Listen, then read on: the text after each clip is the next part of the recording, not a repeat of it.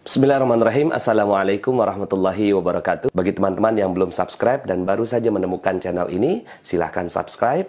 Insya Allah Anda akan mendapatkan materi-materi yang terbaik dari channel ini.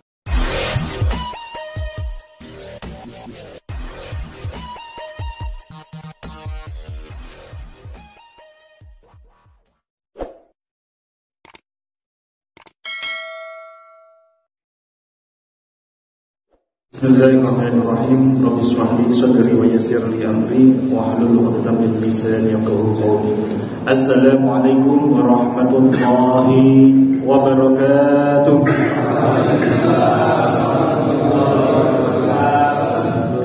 Alhamdulillahirabbil alamin wassalatu wassalamu ala asrofil anbiya'i wal mursalin Sayyidina Muhammadin wa ala alihi washabihi wa man tabi'ahum bi ihsanin ila yaumiddin, amma ba'd. Alhamdulillah, di sore hari yang insyaallah dimuliakan, dibahagiakan oleh Allah ini, di tempat yang sangat Masya Allah mulia, yaitu di Masjid An-Nur KPP Pratama Surakarta ini. Saya doakan semoga seluruh jemaah yang hadir pada sore hari ini tanpa terkecuali Allah yang hadirkan kemuliaan, Allah yang hadirkan kesehatan, Allah yang hadirkan kebahagiaan, rumah tangganya yang harmonis, suami istrinya semakin taat, ya, anak-anaknya yang solihah, yang mungkin saat ini masih ada angsuran cicilan, semoga Allah segera lunaskan. Mungkin ada pula saat ini anggota keluarganya ataupun dirinya saat ini kurang sehat, semoga Allah senantiasa segera angkat rasa kurang sehatnya, segera Allah sembuhkan yang paripurna. Serta yang paling utama, semoga Allah senantiasa hujamkan dalam hati kita, yakni senantiasa lapang hati kita. Semakin dengan dilandasi kuatnya keimanan kita, semakin disertai dimudahkannya kita dalam penjagaan oleh Allah, senantiasa bertakwa, menjalankan perintahnya, serta senantiasa menjauhi larangannya. InsyaAllah ini adalah salah satu bagian dari wasilah atau kendaraan jalan kita untuk senantiasa selamat, untuk menggapai kebahagiaan yang hakiki. Amin amin Allahumma amin. Mari sebelum kita mulai kajian kita hari ini bersama-sama, mari kita hujamkan rasa syukur kehadirat Allah Subhanahu wa taala dengan mengucapkan kalimat tahmid, kalimat hamdalah bersama-sama. Alhamdulillah rabbil alamin. Salawat dan salam senantiasa terhaturkan kepada junjungan kita Nabi Agung, Nabi besar Muhammad sallallahu alaihi wasallam, sang suri tauladan terbaik yang senantiasa kita nanti-nantikan syafaatnya. Semoga dengan hadirnya kita hari ini bersama-sama di rumah Allah ini menjadikan salah satu bukti pula bahwa kita ini adalah bagian dari umat beliau yang senantiasa ittiba kepada beliau, mengikuti sunnah-sunnah beliau. Salah satunya adalah hadir di halaqah-halaqah majelis ilmu. Maka dengan hadirnya kita di sini ini, semoga kita nanti diakui dan sama-sama selalu bersaksi satu sama lain bahwa kita pernah bersama-sama di satu majelis yang sama untuk semakin dekat, semakin taat kepada Allah. Semoga nanti kita diakui menjadi umatnya yang nantinya kita pun dapatkan syafaat dari baginda Muhammad SAW. Amin. Tema kajian kita kali ini adalah masih lanjutan dari pertemuan sebelumnya. Tema kita kali ini adalah tentang khairur raziqin. Jadi ada ayat di dalam Al-Quran ini yang memiliki makna yang sangat unik, sangat sederhana, tapi nilainya sangat luar biasa. Salah satunya adalah khairur raziqin. Apa itu khairur raziqin dan bagaimana cara kita nanti menggapainya? Maka kita akan bedah bersama-sama di majelis ilmu sore hari ini. Khairur raziqin, sebagaimana namanya khairon itu adalah kebaikan. Kalau khairur raziqin itu adalah sebaik-baik pemberi rezeki yang paling utama. Jadi pemberi rezeki yang paling baik. Jadi bagaimana agar diri kita senantiasa dekat dengan sang pemilik rezeki yang paling utama, dan agar diri kita semakin dibukakan pula pintu-pintu rezeki oleh Allah Subhanahu wa taala. Maka ini akan kita bedah bersama-sama. Tapi sebagaimana yang biasanya, ilmu itu sejatinya ibarat sebuah bawang. Sebuah nopo, Bapak Ibu. Nah, ini berarti dari fokus kita tadi ya. Ilmu itu sejatinya kalau kita ingin menggali, itu ilmu itu ibarat sebuah bawang. Bawang itu tentunya kalau lapisan luarnya masih kotor, masih mungkin ada campuran tanah gitu. Harus dikupas dulu sedikit demi sedikit dari luarnya dulu sampai nanti menyentuh ke intinya, sampai menyentuh ke core-nya. maka kita akan semakin merasakan kedamaian hati, ketenangan hati, kelembutan yang senantiasa disebut pula dengan rahmatnya dari Allah itu. Hati kita senantiasa di zona marhamah, zona penuh dengan ketenangan, kelapangan, merasakan apapun yang Allah hadirkan, kita terasa bahwa ini serasa surga sebelum surga sesungguhnya. Maka ini harus kita gali dari luarnya dulu, dari lapisannya dulu, dari kulitnya dulu. Jadi ada motivasi-motivasi apa sejatinya agar kita ini semakin kuat untuk mau mendalami, mau memahami, dan mau mengamalkan ilmu ini. Ini adalah bagian dari kulitnya dulu. Jadi kita bersihkan dulu kulit-kulitnya terlebih dahulu. Nah, untuk membersihkannya pertama adalah kita kasih pertanyaan terlebih dahulu. Mengapa penting sekali kita belajar tentang ilmu ini, tentang khairul raziqin ini, tentang sebaik-baik pemberi rezeki ini? Bahwasanya satu hal yang bisa dijadikan landasan adalah banyak sekali orang yang hidupnya saat ini serba tidak mudah, apalagi saat ini dengan adanya isu yang sangat luar biasa, bahwasanya ancaman adanya resesi akan masuk ke Indonesia dan sebagainya. Dan sekarang tuh sudah mulai kerasa bahwa dolarnya semakin naik atau rupiahnya semakin menurun. Yang harus ya begini, dolarnya semakin naik atau rupiahnya semakin menurun? Yang benar yang putih. Masya Allah ya. Jadi ketika kondisi kita seperti ini, maka serba kehidupan kita serba tak mudah. Ada yang mungkin saat ini merasakan bahwasanya kenapa sih kok gak muncul lunas-lunas, adanya amanah, cicilan, angsuran, ataupun pula ada saat ini Masya Allah di luar sana banyak sekali orang-orang yang berawal dari ekonomi itu berdampak ke yang lainnya, termasuk keharmonisan rumah tangga. Ada pula Masya Allah berawal pula dari ekonomi, akhirnya berdampak pula ketenangan kita di rumah itu berbeda. Akhirnya sikap kita terhadap keluarga berdampak pula tidak positif, sehingga anak-anak pun juga semakin merasakan ketidaknyamanan kepada kita. Ada pula yang saat ini mungkin merasakan Masya Allah yang berbagai ujian dari segi ikhtiar luar biasa, mencoba A, mencoba B, mencoba C, tapi ternyata tak kunjung pula ada solusi. Maka ilmu ini sejatinya adalah salah satu wasilah kendaraan agar diri kita semakin tenang hati kita. Kenapa? Karena sejatinya ada satu amalan khusus di dalam Al-Quran terkait dengan membuka pintu rezeki yang erat kaitannya dengan ayat ini tadi, ayat tentang khairul raziqin. Dan banyak orang yang saat ini khawatir dengan urusan rezekinya. Jadi ketika hadirnya berbagai ujian seperti ini, banyak orang di luar sana itu masih khawatir dengan yang namanya urusan rezeki. Padahal semakin hadirnya rasa khawatir dalam diri kita, itu justru akan semakin menjauhkan diri kita dari Allah yang Maha menjamin rezeki. Beberapa kajian-kajian kita sebelumnya seringkali kita recall, kita ulang kembali bahwasanya Allah Subhanahu wa taala berfirman, A'udzubillahi minasyaitonirrajim. Bismillahirrahmanirrahim. Wa ma min dabbatin fil ardi illa 'ala Allahi rizquha wa ya'lamu mustaqarraha wa mustawda'aha. Dan tidak ada satupun makhluk, tidak ada satupun makhluk yang bernyawa yang tidak dijamin oleh Allah rezekinya. Artinya segala makhluk selama dia itu masih bernyawa, sejatinya sudah Allah jamin rezekinya. Lantas kalau kita masih senantiasa masih khawatir, deg-degan, masih cemas terkait dengan urusan rezeki, artinya ada satu poin di mana kita masih kurang yakin dengan firman Allah ini. Padahal ini adalah janji Allah, ini adalah firman Allah bahwa selama kita ini masih bernyawa, maka sejatinya Allah menjamin rezeki setiap dari diri kita. Dan bukan hanya manusia, seluruh makhluk yang bernyawa itu dijamin oleh Allah rezekinya. Contohnya, sebut saja di sekitaran kita, kita lihat Masya Allah, Allah hanya seperti itu saja dijamin oleh Allah rezekinya. Apalagi kita. Artinya sejatinya kita nggak perlu khawatir. Nah, justru semakin hadirnya rasa kekhawatiran terkait dengan rezeki, itu semakin menjauhkan diri kita kepada sang pemilik rezeki. Jadi ini yang harus kita garis bawahi di lapisan-lapisan kulitnya terlebih dahulu. Jadi banyak orang yang ingin dapatkan rezeki, tapi karena adanya kekhawatiran tadi, akhirnya justru yang dilakukan menjauhkan diri dari sang pemilik rezeki. Padahal siapa yang kasih rezeki itu? Apakah rezeki datangnya dari diri kita, ikhtiar kita, atau dari Allah kita? Dari Allah atau dari ikhtiar kita rezeki datangnya? Dari Allah. Sekuat apapun kita ikhtiar, kalau Allah belum ridhoi, belum izinkan, ya gak bakalan dapatkan. Kalau pun dapatkan, mungkin hanya secara nominal di atas kertas saja.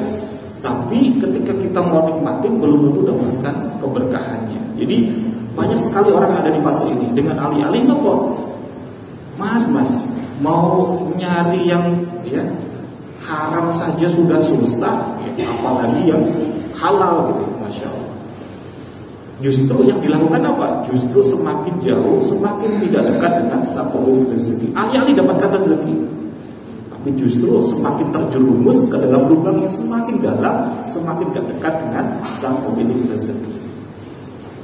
Nah, lalu inilah mengapa pentingnya ya sekali kita belajar tentang khairul raziqin ini.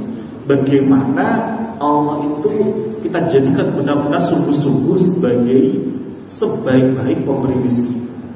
Karena banyak sekali orang di luar sana, apalagi kalau orang Jawa biasanya kalau ada hajatan gitu, biasanya mereka itu ngandalinya kemana? Ngandalinya ada istilah kalau orang Jawa itu ada yang bilang becek, ada yang bilang buruh gitu. Pernah dengar betul? Jadi istilahnya itu nabung gitu. Kalau ada yang punya hajat di sana itu kita tuh catat bener-bener tuh. Saya tak ke sana, saya ngasih 100 nih, saya catat baik-baik ke bapak sana 100, bapak itu 200, ini 50. Kalau nanti kita punya hajat, itu bener-bener kita berharap kepada mereka untuk mau mengembalikan lagi kepada kita. Gitu bang gitu. Jadi kita itu seakan-akan ketika ada hajat itu, masya Allah ya, kita berharapnya kepada siapa? Kepada makhluk. Dan selama kita itu masih kok berharap itu kepada makhluk, pasti dijamin kita akan menjumpai yang namanya kekecewaan. Dan ya inilah yang seringkali terjadi dalam hidup kita. Padahal seharusnya yang namanya kita kalau ada saudara tetangga kita hajatan, ya kita kasih semampu kita, kita kasih yang terbaik dari kita, tapi tidak lagi kita berharap. Karena yang namanya berharap itu, ya itu istilahnya kalau dalam agama kita bolong semuanya. Tok mim ain kalau digabung jadi apa? Tok mim ain kalau digabung jadi apa? Tomak. Tamak atau tomak. Tomak itu toknya aja itu sudah lubang. Mimnya ada lubangnya. Nanti kalau digabung mainnya juga lubang tuh yang ada. Tok mim ain. Artinya apa? Kalau kita harapkan itu semuanya akan bolong semua, nggak dapatkan apa-apa gitu. Kalau kita harapkan, justru malah yang ada merasa kok malah tombol gitu ya. Akhirnya justru ya semakin gak ikhlas, semakin ya kehidupan kita semakin gak tenang gitu ya. Dan ya masya Allah. Jadi disinilah kita senantiasa untuk kembali, untuk merefresh diri kita, untuk kembali menuju kepada langkah untuk semakin dekat untuk menggapai pertolongannya Allah. Jadi bagaimana kita bisa meraih pertolongan Allah jika kitanya saja masih belum menjadikan Allah sebagai satu-satunya tempat berharap untuk mendapatkan pertolongan yang paling utama. Jadi dengan kita senantiasa memperbaiki bahwa Allah ini adalah satu-satunya tempat untuk kita bergantung, tempat untuk kita benar-benar meminta pertolongan, disinilah nanti menjadikan pintu gerbang Allah itu benar-benar sungguh-sungguh menjadi ya, sang khairul raziqin, sebaik-baik pemberi rezeki yang paling utama. Nah, sebelum kita masuk ke pembahasan lebih dalam lagi, mohon izin ya Bapak Ibu semuanya hadap ke kanan dulu. Ya, mohon izin untuk hadap ke kanan terlebih dahulu, badannya hadap ke kanan. Nah, maksudnya sekarang coba gini, tangannya pegang kepalanya yang di depannya. Mohon izin dulu, oke? Kadose kok krawase mboten atus sangat tentu. Izin kalih ngajenge nggih, dipijit ngoten nggih. Jadi izin dulu. Jadi kepala dulu nggih, kepala dulu. Pundaknya nanti ada sesinya. Jadi izin sama depannya, pegang kepalanya nggih, izin. Izin dulu nggih sopan. Dipijiti setulus-tulusnya. Kalau izin itu, masya Allah sopan ya, kata nopo. Wah, saat ini pidato muda.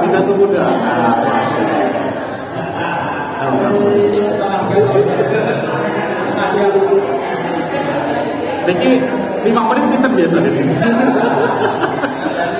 Siapa tahu.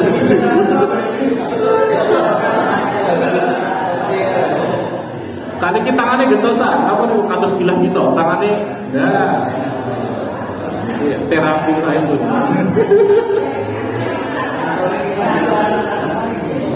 Tangannya kados potong sayur kalau ibu ya. Luar biasa, fresh nih begini. Yang kasih paling belakang gitu ya asal ya. Tangannya gentosan, tangannya ngepal ya. Tangannya ngepal, hujan batu. Wah. Niki yang depan boleh request, yang kira kenceng dan mau kenceng kan nggak boleh request.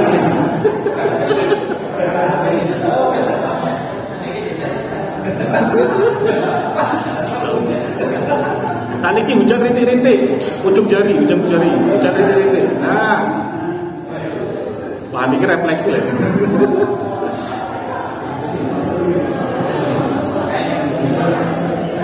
Buat saat ini berbalik, getosan. Saya mikir mau jadi kasar. Berbalik. Izin ngajengnya, izin untuk depannya megang kepala dulu, izin kepalanya dulu, baru nanti berjalan. Wah.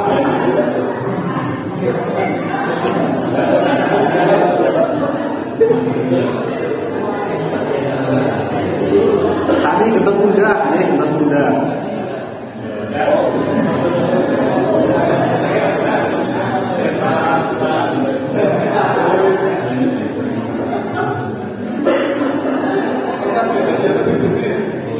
Buat tadi ganti, bila misal, oke.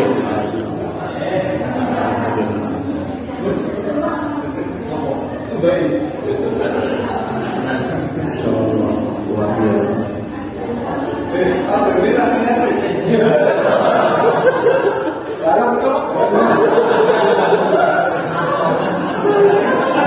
Nanti kita tangannya ngepal, tangan ngepal, hujan batu, tangan ngepal. Astane gentas ngepal, astane ngepal. Oh, gentas ini, nama ujung jari. Nah.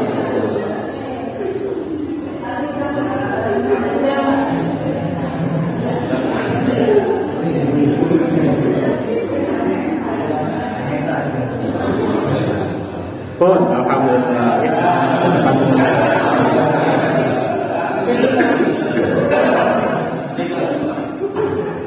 Semakin plong ya, masya Allah.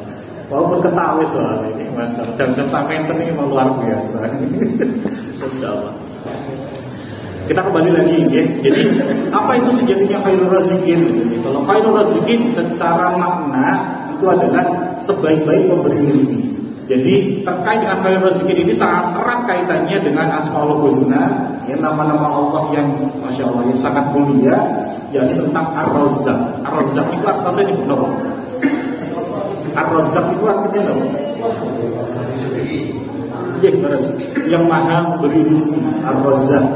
Ar-Razzaq ini juga erat kaitannya dengan ya Asmaul Husna ya Mughni atau Al-Ghaniyu, yang artinya yang maha kaya atau yang memberikan kekayaan. Dan nama-nama Allah ini semuanya harus kita imani, harus kita yakini. Artinya kalau kita ada sesuatu, jangan sampai kita bergantung kepada selain Allah.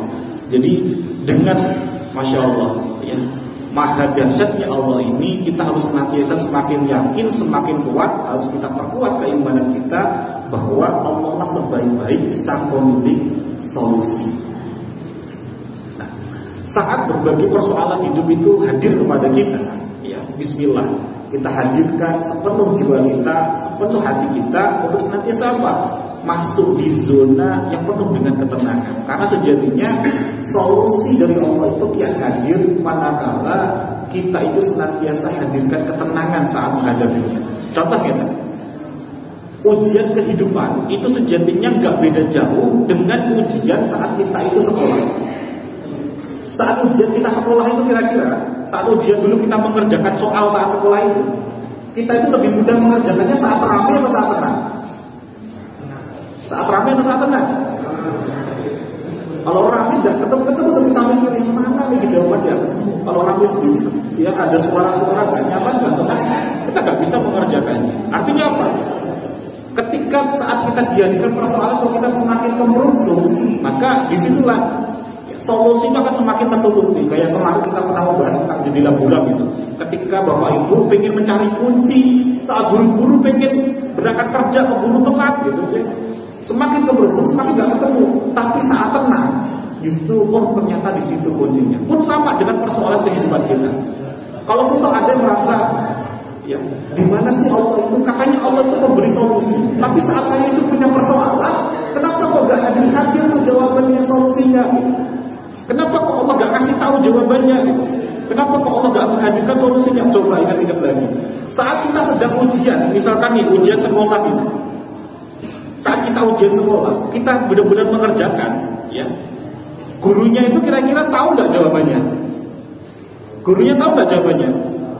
Tapi dikasih tahu nggak sama gurunya? Enggak kan? Tujuannya untuk apa? Agar guru kita sejatinya sedang menguji kita. Ini mau naik kelas atau enggak? Ini mampu atau tidak?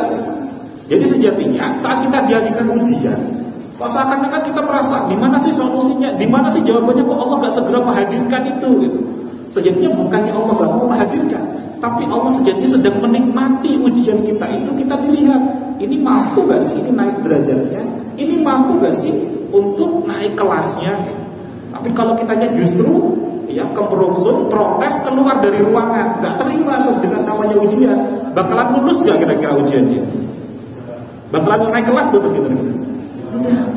Maka sejatinya inilah dibutuhkan sebuah ketenangan saat kita menghadapi setiap persoalan. Sebagaimana kisahnya yang kita bahas di materi-materi sebelumnya, kisahnya Siti Maryam ketika ya setiap kali datang hidangan dari langit, makanan terus rezeki dari Allah. Kuncinya apa?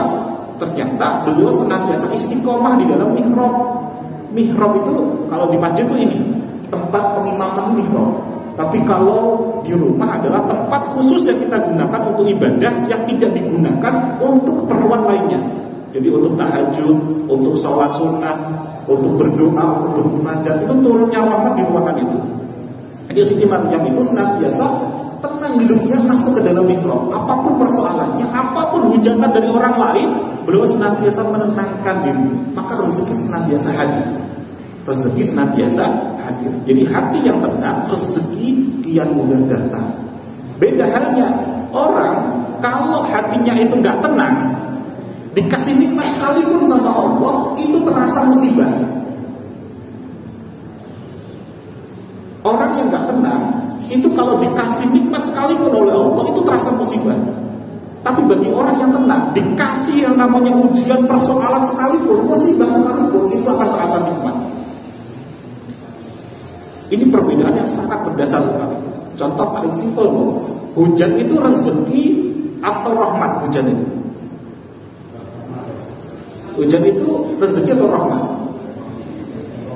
Ya rahmat atau ya rahmat ya rezeki. Jadi hujan itu kan sejatinya musibah atau rahmat kira-kira? Karena pada dasarnya hujan itu kan sejatinya adalah rahmat dari Allah. Makanya kita senantiasa disunahkan untuk berdoa, Allahumma shayyiban nafi'an. Dan Masya Allah, hujan itu sejatinya rahmat. Tapi masih banyak gak orang-orang ketika turun hujan dia malah protes mengeluh? Ada gak? Banyak. Banyak sekali. Ada yang baru ya naruh jemuran, belum ada 10 menit hujan deras gitu. Kira-kira apa namanya? Ya, protes kan langsung, ya hujan gitu. Mengeluh, protes, sambat sama Allah. Padahal Allah kasih itu nikmat tuh. Tapi ketika hati itu nggak tenang, nikmat sekalipun akan terasa menjadi musibah. Sejatinya Allah pun sudah hadirkan tuh solusi-solusi sekitar kita. Tapi ketika kita masih menyikapinya dengan kemerungsung, ya nggak bakalan ketemu. Misalkan ada teman kita tiba-tiba memang sengaja itu Allah kirimkan untuk apa? Kasih solusi, kasih masukan kepada kita. Tapi seringkali kita merasa apa? Kamu kan gak mengalami apa yang aku rasakan. Kamu kan gak tahu apa yang aku rasakan gitu. Padahal segala sesuatu itu gak ada kebetulan. Bahkan di dalam Quran surah Al-An'am ayat 59 itu terkait dengan apa? Tidak ada sehelai daun pun yang jatuh itu tanpa pengetahuan Allah, tanpa seizin Allah. Segala sesuatu itu pasti sesuai dengan ketentuan ketetapannya Allah. Termasuk apa? Orang-orang yang hadir itu memberikan masukan, itu bisa jadi memang itu adalah bagian dari apa? Solusi yang Allah hadirkan kepada kita. Tapi kitanya masih apa? Masih pasang kemerungsung, hati belum tenang, akhirnya solusi pun tidak hadir. Maka inilah pentingnya kita senantiasa menghadirkan hati yang tenang terlebih dahulu. Apapun persoalannya, tenangkan dulu. Makanya bagi para salafus saleh biasanya kalau ada persoalan gak langsung diselesaikan saat itu juga, belum ngambil air wudhu dulu, belum sholat sunnah 2 rakaat dulu, tenang dulu. Kalau sudah tenang, dia ngambil kebijakan akan lebih plong, lebih tenang, bener-bener pakai ya hati yang tenang itu benar-benar tidak ada yang namanya penyesalan berikutnya. Tapi kalau ketika di detik pertama kita belum bisa tenang, kita langsung ambil keputusan, udah pasti nanti akan kita merasakan dampak setelahnya. Istilahnya kalau orang Jawa itu blangkon. Blangkon itu bedolnya di belakang atau di depan? Belakang. Yang namanya penyesalan itu bedolnya pasti di belakang. Kalau nyesalnya di depan namanya bukan penyesalan gitu. Jadi belangkon itu bedolnya di belakang. Kalau bedolnya di depan namanya bukan belangkon gitu. Namanya nonong gitu. Jadi kita harus yakin betul-betul bahwa kita ini punya Allah, Sang Pemberi rezeki. Maka ketika kita punya Allah, apapun persoalan yang hadir kepada kita harus senantiasa tenang. Ada salah satu contoh yang dulu di tahun 2015 itu sangat masyhur sekali. Ada salah satu foto seorang penjual buah yang di daerah Afrika itu. Di sekitarannya itu penjual buah yang punya ruko, tapi dirinya itu hanya naik sepeda jualan buah. Dan di sepeda itu ada tulisan Arab yang benar-benar menggetarkan ya, Masya Allah. Itu saat teror kaum muslimin, bahwa tulisannya itu tentang kaifa akhafu minal faqri wa ana abdul ghani. Bagaimana mungkin aku itu takut miskin sedangkan aku adalah hamba dari yang maha kaya, Masya Allah. Jadi ketakutannya dahsyat banget. Jadi dia jualannya naik sepeda, sementara kompetitornya itu dia punya ruko penjual buah. Yang lainnya pada teriak-teriak, Pak, sini Pak, buah Pak. Beliau hanya senyum-senyum sambil bawa sepeda mereka, buahnya di belakang. Tapi beliau dengan keyakinannya, ya, bagaimana mungkin aku takut miskin, sedangkan aku ini adalah hambanya yang maha kaya, Masya Allah. Ini dari ini aja kelihatan hatinya itu tenang banget. Dan beliau yakin. Nah, ada satu kisah juga nih. Ketika ya, saya menjumpai ada satu, Masya Allah, orang yang sangat istimewa terkait seperti ini. Beliau itu jualan bensin tepat di depan pintu masuknya SPBU. Bisa bayangin, jualan bensin eceran di samping pintu masuknya SPBU. Kita kalau secara ilmu bisnis itu masuk buat kita. Kan otomatis eceran dengan yang benar-benar dengan SPBU harganya pasti sudah tidak bersaing, sudah tidak bisa tuh. Kita bahkan kalau orang yang di dalam SPBU pasti sudah bisa nominalnya bisa berapapun, sementara yang botolan belum tentu itu presisi 1 liter ya.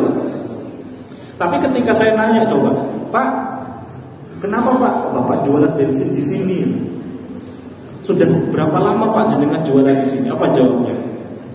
Saya ini punya anak 3. Tiga-tiganya sudah selesai kuliah semuanya. Nah, niku selama ini jenengan jualan bensin di sini? Iya, saya jualan bensin di sini, Masya Allah. Begitu beliau yakinnya luar biasa dengan namanya rezeki itu gak ada yang ketukar. Sampai beliau bilang ini, gak ada Pak yang namanya rezeki itu ketukar. Buktinya jenengan aja kesini nih sekarang beli kesini, Masya Allah. Saya langsung cek. Saya ke situ gitu. Terus kemudian saya balesin, yang enak di Bapak kalau rezekinya ketukar. Coba, ini kan jenengan juara eceran, tapi Bapak kan SPBU. Kalau rezekinya ketukar, Bapak dapat rezekinya si pemilik SPBU. Itu gak apa? Masya Allah. Enak di Bapak cuma ketawa saja, Masya Allah. Artinya di sini apa? Ketika orang-orang benar-benar semakin dekat dengan Allah, semakin yakin dengan Allah, tenang hidupnya. Apapun persoalannya, dia akan tenang dan yakin. Dan ketika yakin itulah, dengan dihadirkan ketenangan, solusi pun Allah semakin hadirkan. Dan mengapa kita harus tenang dan yakin? Kita flashback kembali kemarin dulu namanya cermin ajaib gitu ya, bahwa segala bentuk ketidaknyamanan, ketidakbaikan kalau Allah gak izinkan mengenai kita pasti gak bakalan terjadi. Tapi mengapa kalau mengenai kita?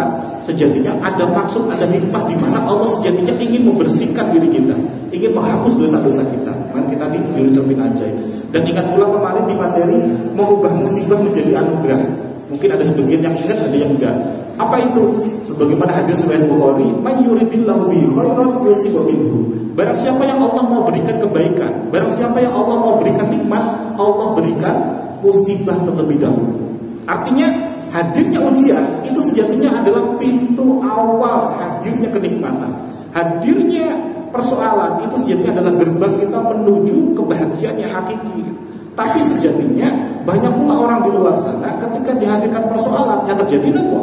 Justru sudah protes dulu. Akhirnya ketika kita mau dikasih bungkusnya dulu, pintunya saja mau dikasih kita sudah nolak, ya kita nggak dapat dalamnya. Maka inilah pentingnya kita benar-benar tenang. Kalau sudah tenang, kita ridho menerima pintunya, maka kita akan dapatkan isinya. Jadi di balik setiap ujian itu Allah sejatinya inginkan kita untuk semakin diselamatkan, dan Allah pun sejatinya rindu pula dengan kembalinya kita bersimpuh dan bersujud dan berdoa kepadanya. Jadi ketika hadirnya persoalan itu sejatinya Allah pengen benar-benar kita itu untuk ingat lagi.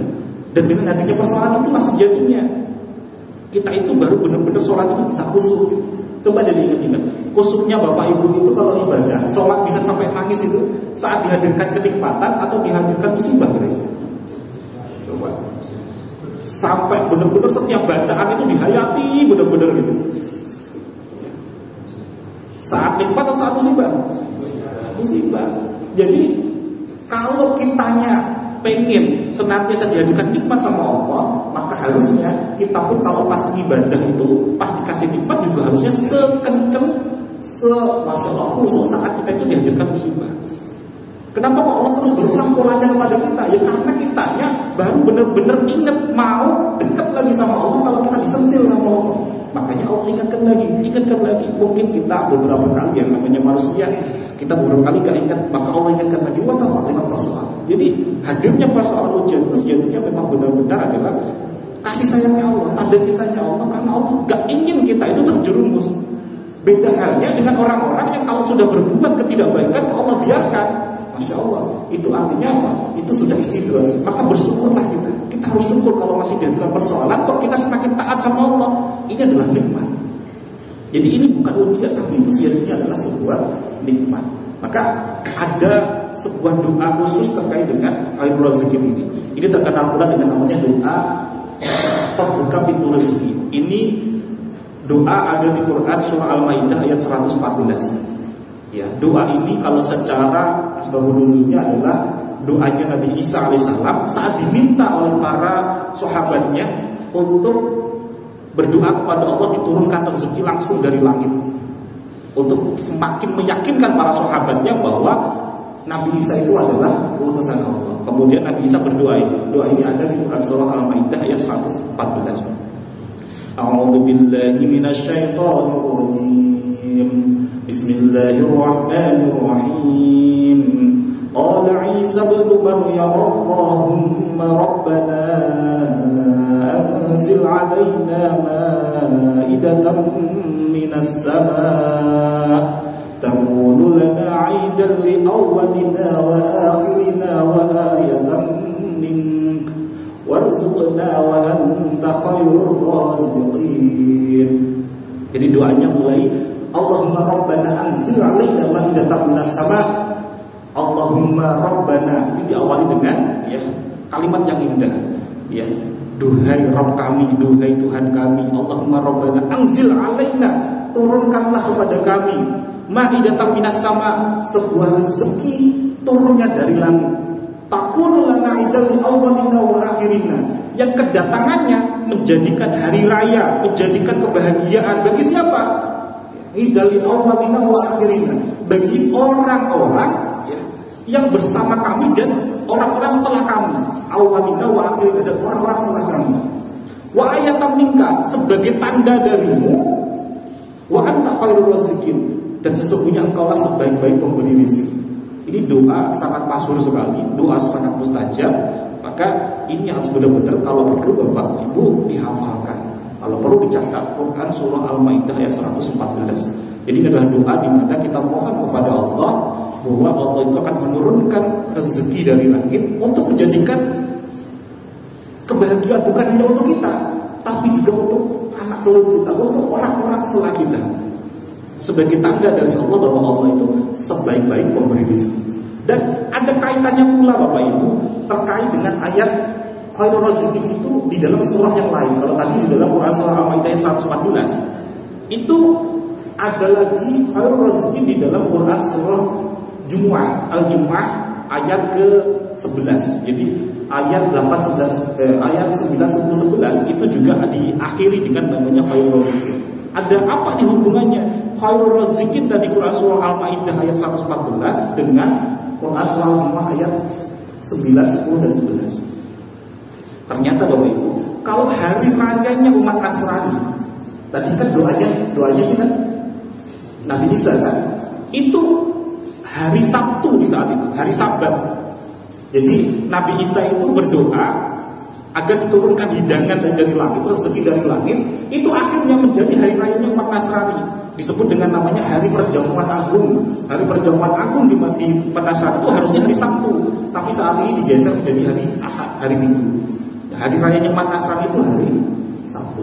Lalu kalau hari rayanya umat Islam itu kapan? Hari rayanya umat Islam itu di hari Jumat. Nah, makanya kita cek juga ada tentang khairul razikin di hari Jumat di Quran surah Al-Jumu'ah ayat 9 sampai dengan 11. Allah Subhanahu wa taala berfirman, ya, fa idza qudiyatis shalatu fantashiru fil ardi wabtaghu min fadlillah wa dzkurullaha katsiran la'allakum tuflihun. Apabila telah ditunaikan sholat, maka bertebaranlah kamu di muka bumi dan carilah karunia Allah dan ingatlah Allah banyak-banyak supaya kamu beruntung. Ini ayat yang ke-10. Ayat ke-11, wa idza ra'au tijaratan aw lahwan fadlu ilaiha wa tarakuka qa'iman qul ma 'indallahi khairun minal lahwi wa minat tijarah wallahu khairur raziqin. Jadi ada kaitannya betul-betul terkait dengan hari dibukakannya pintu-pintu rezeki. Nah, bagi umat Islam banyak-banyak baca doa Al-Maidah 114 tadi di hari Jumat. Banyak-banyak bacanya di hari Jumat.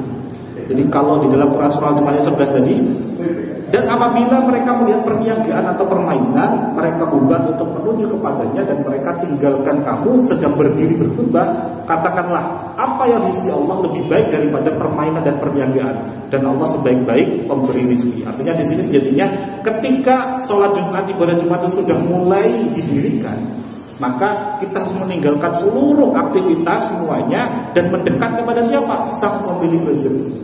Dan alih-alih orang-orang alasannya apa? Masih pengen dagangan, masih sholat, pas jam-jam sholat masih pengen dagangan, masih pengen mengais rezeki, masih banyak di luar sana. Ini Allah tekankan lagi, sejatinya rezeki itu bukan dari situ, tapi justru bagi mereka-mereka yang khusyuk masuk ke dalam masjid untuk ikut dalam sholat Jumat, itulah sejatinya yang akan diberikan limpahan rezeki. Maka banyak-banyak di waktu Jumat itu, di waktu yang sangat sedikit itu, untuk perbanyak doa khairul razikin ini. Ya, dan apa tugasnya? Jadi kalau di dalam hari Jumat itu sejatinya pagi hari itu mulai dibukakannya banyak sekali pintu-pintu sunnah ya, mulai malam Jumat. Mulai dari apa? Ya, mulai baca Quran surah Al-Kahfi, mulai tentang bersedekah, banyak sholawat, mandi sunnah Jumat paginya, potong kuku, pakai minyak wangi, berangkat segera ke masjid. Itu mulai amal-amalnya sangat luar biasa. Belum lagi nanti ada waktu yang sangat sedikit di antara dua khutbah atau di waktu yang sangat sedikit di Badar Asyar misalnya. Ada yang menukilkan perbedaan makna waktu yang sangat sedikit. Itu waktu yang sangat mustajab pula untuk berdoa. Tapi Allah anjurkan di sini ada satu firman yang sangat luar biasa di Quran surah Al-Jumu'ah ayat 10-nya. Fa idza qudiyatis shalah fantashiru fil ardi wabtaghu min fadlillah wa dzkurullaha katsiran la'allakum tuflihun. Jadi apabila telah selesai ditunaikan sholat Jumat, ini beritahu apa? Maka bertebaranlah kamu di muka bumi dan carilah karunia Allah dan ingatlah Allah banyak-banyak supaya kamu beruntung. Artinya apa? Yang Allah limpahkan rezeki sungguh yang terbanyak itu adalah ketika diseru sebelum sholat Jumat itu segeralah dia masuk ke dalam masjid untuk mendirikan sholat Jumat, dan ketika selesai bukannya masih tidur-tiduran di dalam masjid, malah justru bertebaran. Untuk apa? Menjemput karunia Allah dan untuk mengingat Allah banyak-banyak, maka Allah akan semakin hadirkan karunia kepada kita dan hadirkan la'allakum tuflihun, ya, keberuntungan kepada kita semuanya. Jadi salah satu kunci rezeki bagi umat Islam itu adalah manfaatkan betul-betul hari Jumat. Ya, kan hari Jumat inilah hari rayanya umat Islam. Maka kita muliakan malamnya, kita muliakan siangnya. Salah satunya bagaimana caranya? Tadi ya, baca Quran surah Al-Kahfi. Karena salah satu fadilahnya kita membaca surah Al-Kahfi boleh di Kamisnya malam Jumat atau di hari Jumatnya adalah kita akan semakin dikasih ya cahaya terang di antara dua Jumat, atau juga yang menyebutkan ya kita ada cahaya mulai dari ujung kaki sampai dengan ujung rambut ya. Itu nanti ketika di padang mahsyar itu akan terlihat orang-orang yang berbeda, orang-orang yang ternyata rajin membaca Quran surah Al-Kahfi di hari Jumat, dia senantiasa bercahaya. Dan yang kedua adalah perbanyak pula sholawat ya, Masya Allah, karena sholawat itu bagi siapa yang bersolawat sekali maka Allah akan juga bersolawat kepadanya, Masya Allah, diangkat derajatnya, dan juga kita dihapuskan dari dosa-dosa kita, dihapuskan dari perisai-perisai rezeki kita. Jadi siapa saja yang baca sholawat kepadaku sekali, niscaya Allah bersolawat kepadanya 10 kali, menghapus 10 dosanya dan mengangkat derajatnya 10 tingkatan. Satu kali kita sholawat Nabi, Allah bersolawat 10 kali, kita diangkat 10 derajat, dihapuskan 10 dosa-dosa kita. Yang ketiga adalah perbanyak istighfar di hari Jumat itu.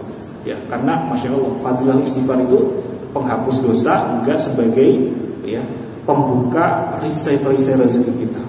Kemudian muliakanlah waktu-waktu yang sangat mulia di hari Jumat. Ya, jadi kalau pagi harinya sama-sama kita mandi mau berangkat ke kantor, tapi kita niatkan tuh dari Jumat pagi itu saya niat mandi sunnah Jumat, udah dapat fadilah pahala. Tapi kalau kita hanya sekedar mandi biasa aja dari Jumat ya nggak dapat apa-apa. Tapi diniatkan niat sunnah pada Jumat dapat pahala yang sangat luar biasa. Ya. Dan yang terakhir adalah tadi manfaatkan betul-betul berdoa di waktu sangat mustajab. Kapan itu? Di waktu yang sangat sedikit di hari Jumat. Ada yang menyampaikan di antara dua khutbahnya Imam Khatib, ada yang menyampaikan itu di ba'da asyar. Maka bagaimana? Yang benar yang mana?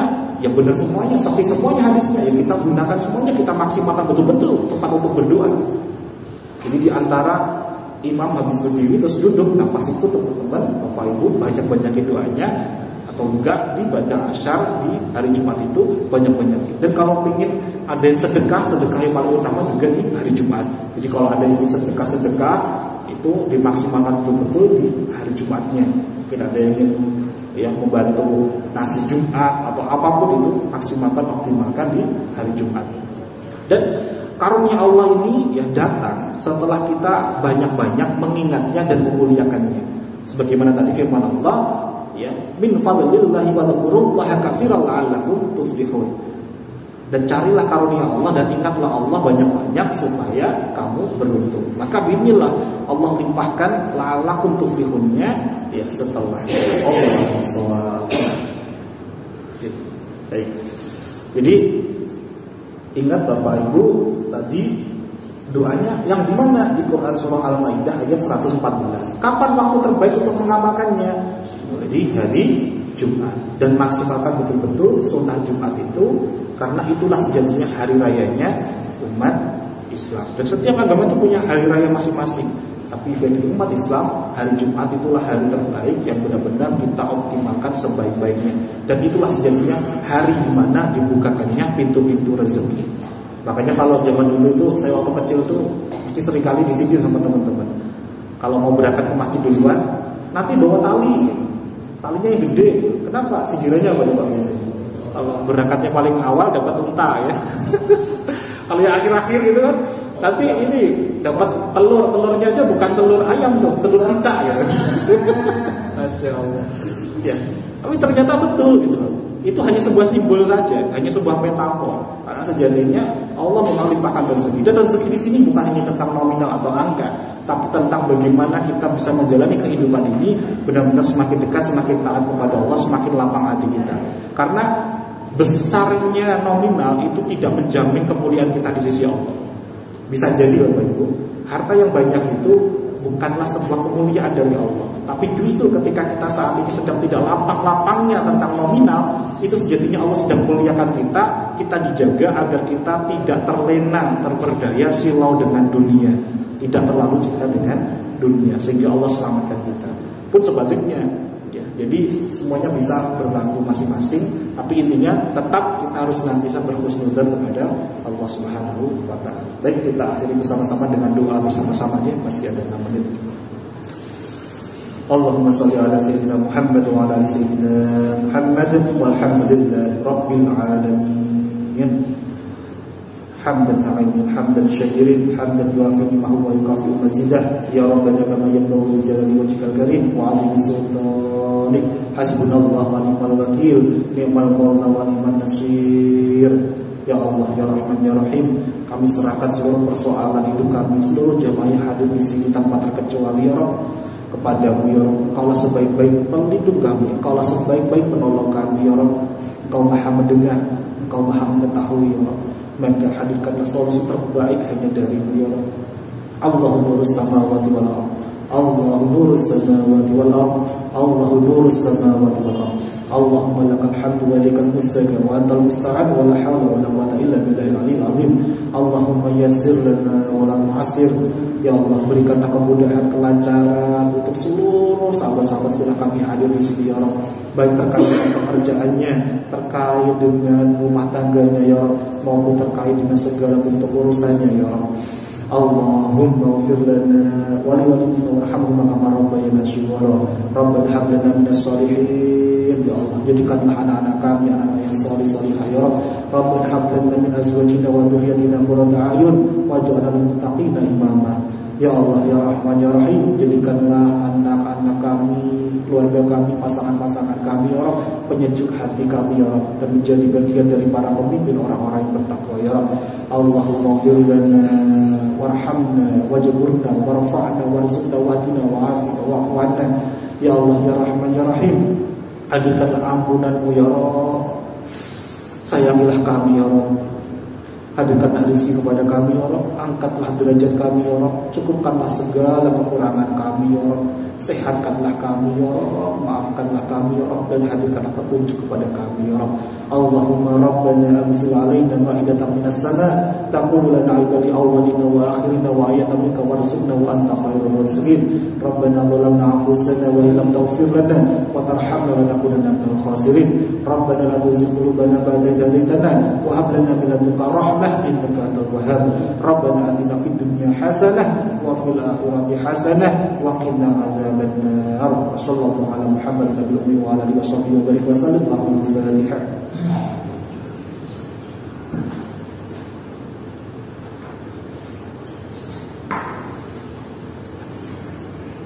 Baik, alhamdulillahirabbil alamin. Yang 1557 ya, insyaallah.